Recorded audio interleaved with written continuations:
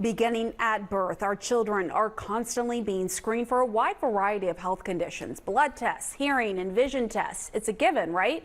But for the first time ever, an influential task force is now recommending mental health screenings.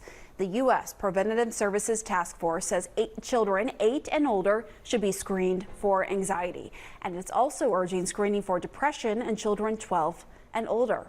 Marriage and family therapist Jon Hershfield joins us now with more. He's director at the Center for OCD and Anxiety at Sheppard Pratt. Hi, Jon. Thanks so much for being here. So you reached out to me and you sent this article to me and you talked about what you're seeing in the clinic there. Before we talk about what you're seeing firsthand, let's talk about these recommendations. I mean, these recommendations apply to children who don't already have a diagnosed mental health condition and who are not showing recognized symptoms of anxiety or depression. What does that say to you? Well, it doesn't come as a huge surprise, Pamela, when you think about it. In, I believe, 2019, the CDC was saying that there are 5.8 million children with anxiety, and that's before the pandemic. So we know that anxiety, everybody's anxiety has risen since then. I know mine has, and I'm a specialist in these conditions. So we're looking at the fact that children who go undiagnosed and untreated for anxiety disorders are likely to develop more severe anxiety disorders or related disorders in adulthood. So early screening can be very important. Well, you say that teen anxiety is exploding. You're seeing it firsthand there. What exactly are you seeing? And what, when you throw around anxiety, specifically, what's the kind of anxiety that teens are experiencing right now that is exploding? That's so bad.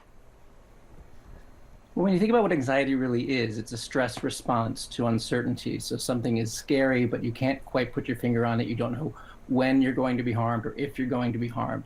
So a lot of teens are dealing with increasing pressures to perform well on standardized tests, to get into college, and they're being given a lot of black and white thinking about success versus failure. So they're very afraid of not quote unquote making it. They're spending a lot of time on social media, which is encouraging them to look out into the world through an avatar as opposed to face, and to constantly compare themselves to others and try to achieve some level of perfection that is impossible to attain. And so they're just feeling a lot of pressure. And then they're looking out into the world, and their parents are also anxious. So they're trying to figure out, what am I supposed to do? And that's all on top of the fact that just being a teenager, your body is changing, you're turning into something that you weren't before. There's a lot of reasons to have normal amounts of anxiety, but it just seems to be piling on and on and on. And we're seeing it at every level of care at Sheppard Pratt. People coming in for outpatient, people who need higher levels of care like residential. Yeah. It's definitely a supply and demand problem in terms of finding people who are specialized to treat anxiety and related disorders to meet the demand. I'm glad, though, that people are seeking the help, right? And that hopefully the stigma is going away. I've been very open about my anxiety battles on this show. I think it's really important to reduce that stigma. What should parents look for, though, to understand, what their child needs? If they're having anxiety that's just beyond the normal day-to-day anxiety, what exactly should they be screened for? I think there are several things to look for, but first and foremost is going to be avoidance. They might be avoiding going to school. They might be avoiding the tasks that they used to be doing. Sort of shutting down and avoiding not talking to you is a good early sign to consider that maybe anxiety or mood issue is occurring. Kids will also present anxiety in terms of somatic symptoms. They might have more stomach aches or headaches or things like that.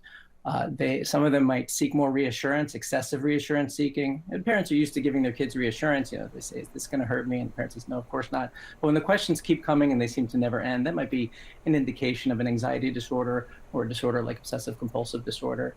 But I think the most important thing to look at, besides things like grades going down and things that might be surface things, is just how much is your child communicating with you? How much access do you feel like you have to them when you talk to them? I'm already worried. My 4-year-old already shuts me down and won't tell me anything about his school. I'm like, oh, great. Is this what's to come?